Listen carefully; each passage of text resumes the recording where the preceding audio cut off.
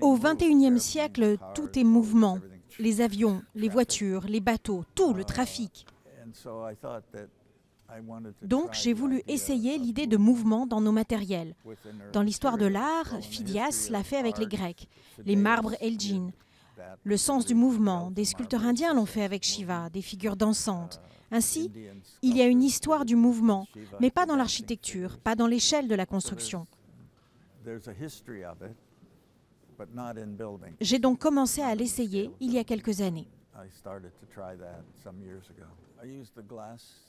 J'ai utilisé le verre, les voiles comme je les appelle, des voiles qui ressemblent aux voiliers, de manière à construire un bâtiment dans le bois de Boulogne. Ce bâtiment, solide, n'est pas éphémère et cette construction devrait avoir comme un effet semblable à celui d'un nuage.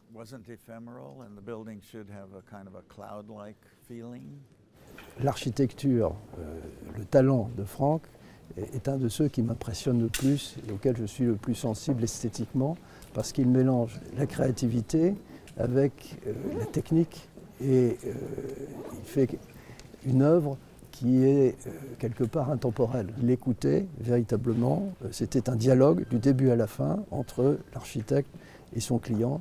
Par exemple, j'ai demandé que la partie intérieure soit plus simple que la créativité extérieure, de façon à pouvoir présenter des œuvres d'une manière plus efficace. On nous a prêté des œuvres exceptionnelles du XXe siècle, de toute une série de musées du monde, qui vont résonner avec l'art contemporain. Ce qui m'intéresse aussi, c'est de voir la filiation entre l'art du siècle précédent et l'art contemporain.